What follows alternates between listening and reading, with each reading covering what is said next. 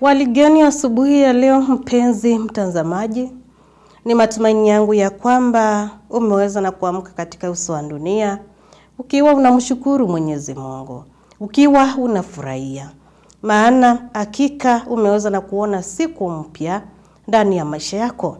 Pia nami hapa ninamshukuru Mwenyezi Mungu ni kwa sababu ya kunibariki na siku kama hii, na pia ni kwa sababu yako. Lazima nimshukuru ni kwa sababu yako, maana ukiwa unafuatilia hiki kipindi ni furaha yangu pia. Pia tena nikukaribishe katika kipindi hiki tu cha manyunyu ya baraka. Kipindi ambacho huwa unanyunyiziwa baraka za Mwenyezi Mungu kupitia neno lake, ambalo huwa unaletewa na mtumishi wake. Na siku ya leo tutaendelea na kubarikiwa na hilo neno na mtumishi wa Mwenyezi Mungu ambaye ni Pastor Benjamin Ziua kutoka kanisa la ABC Chondu. Yuko hapa tayari kabisa asubuhi ya leo ili akaweze na kutubariki na hilo neno kama vile ambavyo Mwenyezi Mungu ameweza na kumuandaa nalo ni kwa sababu yetu. Natumai kwamba wewe uko tayari kabisa ili ukaweze na kulipokea. Basi karibu sana tukaweze na kulipokea pamoja. Ndugu mpendwa mtazamaji wa Udugu TV, asubuhi ya leo ninakusalimu katika jina kuu la Yesu Kristo. Ujambo, Bwana asifiwe. Asubuhi ya leo nikitumai ya kwamba Mungu amekutia nguvu, amekuponya, amekujaza na nguvu. Ninaamini ya kwamba na hata atazidi kukuinua na kukutendea mema. Tunapoanza siku ya leo, ninakukaribisha ili tukaweze kuanza na baraka zake Mwenyezi Mungu. Basi na tuombe. Baba Mungu uliye juu zaidi, Mungu unayetupenda na kutujali, tunakuinua na tunakuheshimu, tunakuabudu kwa matendo yako ya ajabu. Mungu unayetujali, umetutia nguvu, umetutia uhai. Pokea sifa na utukufu kwa matendo yako ya ajabu. Asante kwa ajili ya uaminifu wako, asante kwa ajili ya ukuu wako. Unastahili kuheshimiwa, unastahili kuabudiwa. Asante kwa ajili ya wakati huu Mungu wetu ambao tumeinuka ili tukaanze siku ya leo. Tukianza tunakuomba tukaanze nawe, ukatutangulie katika kila hatua, kwa maana ukituongoza tutaweza kushinda Mungu wetu. Katika jina la Yesu tumeomba na hata kushukuru. Amina. Wazo letu la siku ya leo ama neno la Mungu asubuhi ya leo tutalipata kwenye kitabu cha Mathayo 26 kuanzia mstari huo wa 36 hadi wa 42, na ninaamini ya kwamba Mungu ataweza kutuinua na kutubariki kupitia kwa neno lake. Basi na tusome. Nao walipokwisha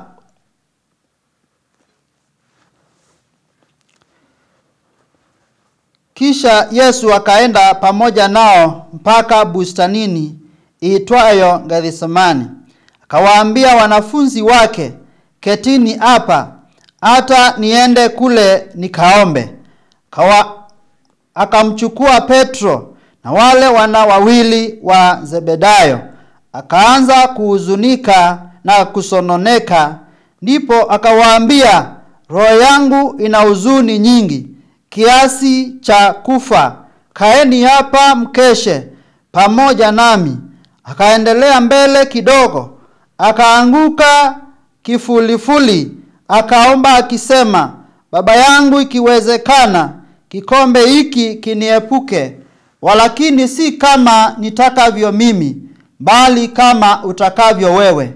Akawaambia wale wanafunzi, akawakuta wamelala.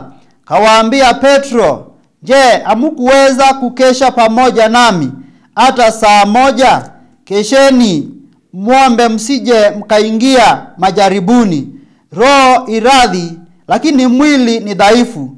Akaenda tena mara ya pili, akaomba akisema, Baba yangu, ikiwa haiwezekani kikombe hiki kiniepuke, nisipokunywa, mapenzi yako yatimizwe.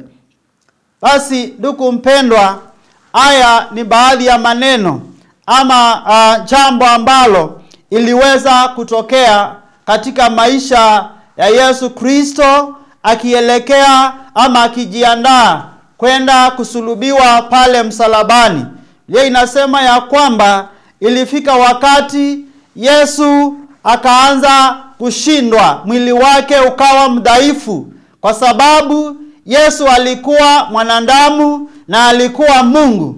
Kwa hivyo kwa upande wa mwanadamu, Yesu akaanza kushindwa, ingawanje alikuwa amejiandaa kwenda kusulubiwa, kuteswa kwa ajili ya dhambi za mwanadamu. Ilifika wakati Yesu akaanza kulemewa, na jambo ambalo lilimsaidia ni kukubali mapenzi ya Mungu aliyopanga yatendeke kwake. Ile inasema ya kwamba Yesu akaondoka pamoja na wanafunzi, baadhi ya wanafunzi wake, kwenda bustanini kwa ajili ya kuomba, ili akapate kupokea nguvu na akaweze kupokea nguvu za kushinda ili njambo iliyokuwa mbele ya maisha yake. Asubuhi ya leo, inawezekana unalitazama jambo ambayo ni ngumu maishani mwako, ambayo linakushinda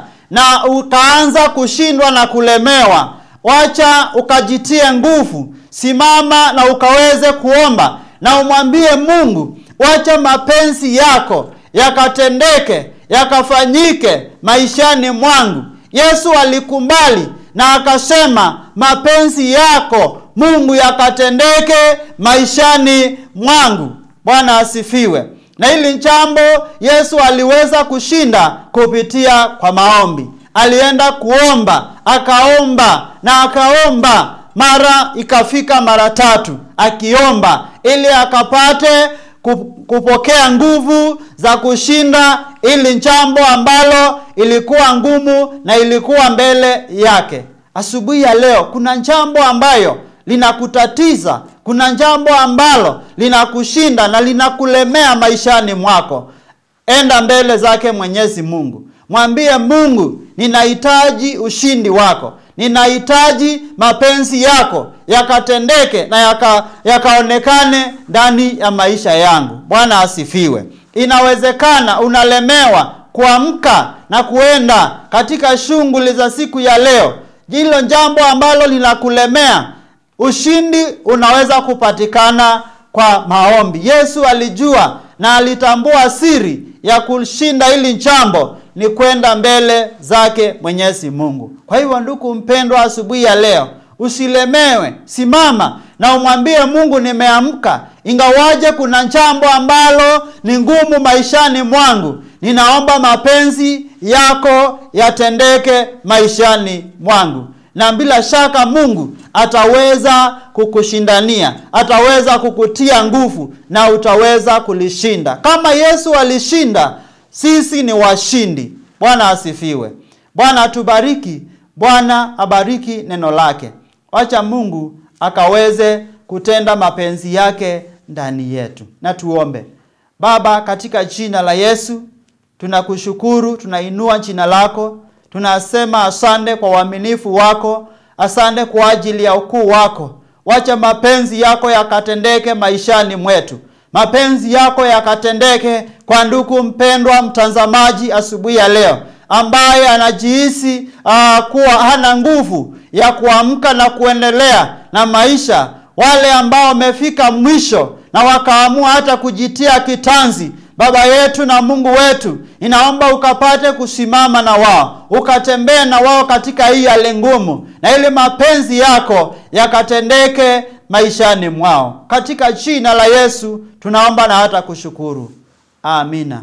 Mungu ambaye amejaa nguvu na uwezo akaweze kutembea nanyi siku ya leo. Asubuhi ya leo tumeweza na kujua kwamba hata kama ni maombi, tuombe tukiwa tumempia tu Mwenyezi Mungu nafasi. Yaani tuombe kwamba tukiwa tumeacha nafasi ya mapenzi yake yakaweze na kutimika, yakaweze na kutendeka ndani ya yale maombi ambayo tunamuomba, ndani ya kile ambacho tunaulizia mbele zake. tukaweze na kuacha mwanya pale wa mapenzi yake yakaweze na kutimika, kutendeka.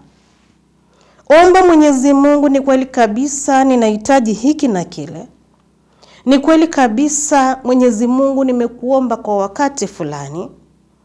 Lakini maombi yangu ninaomba tu, ingawaje ninataka hili, lakini mapenzi yako yakatendeke pale. Kama ni mapenzi yako, nibariki nacho. Kama unaona kwamba sio wakati wa kunibariki na kile ambacho nilikuwa nahitaji kutoka kwako, kama ndo mapenzi yako, basi yakatendeke. Lakini tunaomba Mwenyezi Mungu, ni kama vile ambavyo tunatoa masharti. Mungu nifanyie hili, Mungu nitendee hili, lakini huachi nafasi ya mapenzi yake kutendeka. Yesu mwenyewe alipitia mengi, alipitia yale ambayo binadamu hupitia. Ingawaje alikuwa Mungu, lakini aliyapitia hayo yote ambayo hata sisi binadamu huyapitia. Na kwa wakati fulani, maana huu wakati alikuwa tu ndani ya mwili, akaweza na kufika mahali akaona, akaisi kushindwa. Akaona kwamba majaribu yamekuwa mengi, hili nalo limekuwa ngumu kwangu, mbele zangu, ingawaje mimi ni Mungu. Lakini kwa wakati huu aliweza na kuomba. Alikuwa anamsihi Mwenyezi Mungu ili kile kikombe kikaweze na kumwepuka. Maana aliona kwamba hiki ni kizito mno, hiki sijui kama nitafikisha. Maana alikuwa anajua siku ni hiyo inawadia, akuombwa pale msalabani, lakini haya ataweza na kutendeka namna gani? Lakini kile ambacho aliweza na kuomba kwamba ni kweli ni kizito hiki kikombe kukinywea, ninahitaji tu nguvu zako. Lakini akaomba bali tu mapenzi yako yatendeke. Ninakusihi mtazamaji wetu, kama vile ambavyo tumeweza na kufundishwa, tuombe na tuseme kwamba ama tuache nafasi ya mapenzi ya Mwenyezi Mungu yatendeke. Ingawaje tumeshindwa, lakini Mungu, mapenzi yako acha tu yakaweze na kutendeka. Na tena tukae katika maombi, kama vile ambavyo Yesu aliweza na kuongea na kaambia wanafunzi wake wakae ndani ya maombi, waombe kila wakati, wasije wakaingia katika majaribu. Pia nawe ninakuacha na hili, omba kila wakati, usije ukaingia katika majaribu. Ninakutakia siku njema, siku ya baraka. Popote pale utatembea ukiwa, chochote kile utaweza na kukinguza kikawe ni cha baraka. Shalom.